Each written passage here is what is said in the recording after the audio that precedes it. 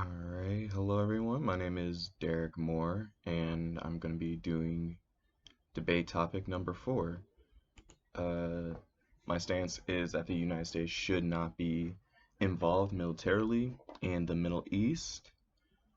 The first topic I'm going to be talking about in regards to that is the US's history of involvement.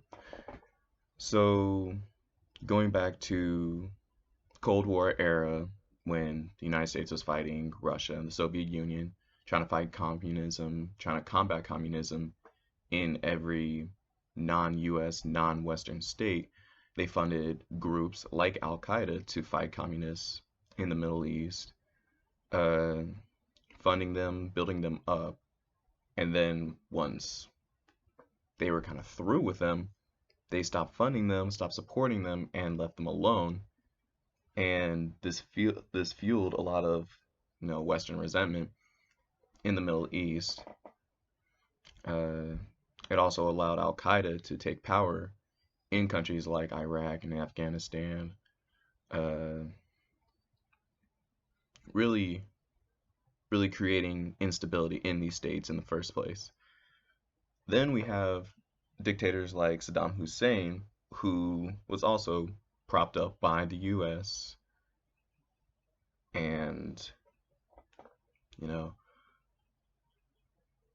he was pretty harsh on his own people, and even doing so, he was still supported by the US until his interests no longer aligned with the US. He was good when he acted as a buffer for the US and like the Western countries from Iran when he was trying to attack Iran, but once his interests were no longer aligned with the US, once the US wanted more oil from Iraq, that's when they decided to attack Saddam Hussein and take him down.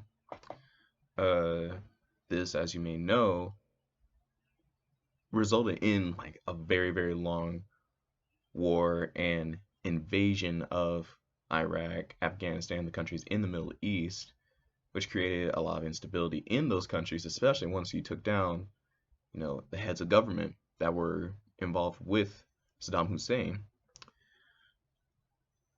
And once they were taken out, this left, you know, a power vacuum of sorts, where there was no one to check Iran, there was no one to head Iraq, there was no one to fill in that gap that Saddam Hussein left when he was assassinated. Uh, this also leads into the few remaining members of Al Qaeda who escaped into Syria and started the group that you all know as ISIS. So, a lot of US involvement has exasperated the instability that was already in the Middle East, uh, through our military presence, through military power, and our invasions. This also led to,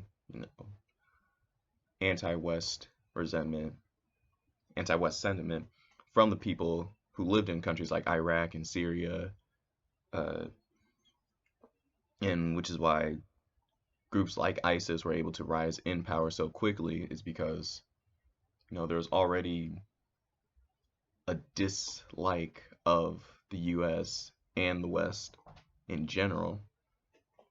So pro-Sunni nationalist groups like ISIS rose into power and had the support of many of their own people. And this isn't to say that there wasn't already some political instability in the Middle East, or to say that the US caused all of these nationalist groups to appear or to rise, but this is to say that the US military being so heavily involved in the Middle East exasperated these groups and helped them gain the military power that they have and gain the support that they have now. Uh, and not just the US military being just involved, but also being so heavily involved and then leaving so suddenly created these power vacuums that were never really filled by anyone. Uh, and without anyone to check the, hyper nationalistic, uh, very nationalistic leaders like Maliki, uh, there was no one to check him or ISIS or any of these other very pro-Sunni groups. So, without there being anyone to check them, while they're also being propped up by the US,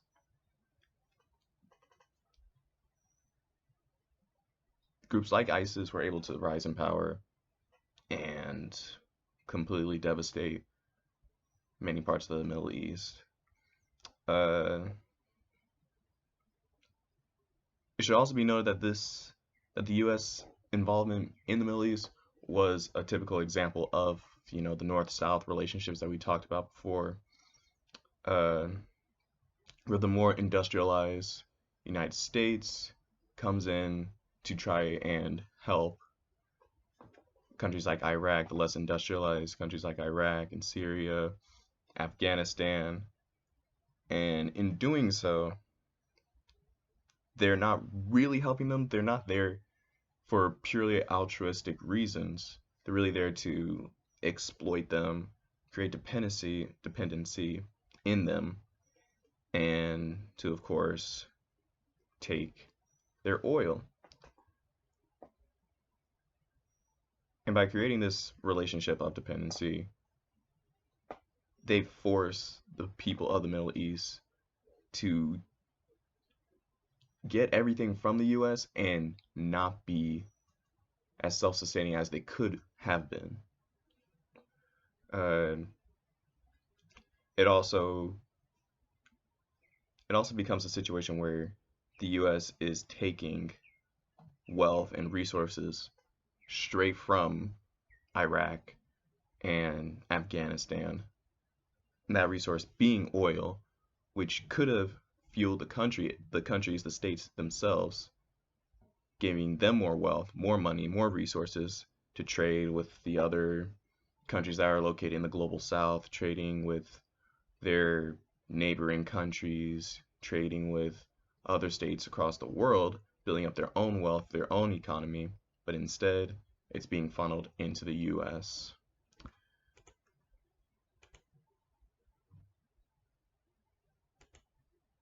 Yeah, so just to conclude, I believe that the US's involvement in the Middle East has done more harm than good, created political instability, fueled anti-West sentiment within the Middle East, and also fueled groups like ISIS and caused for their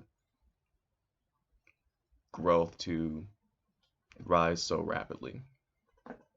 All right, thank you.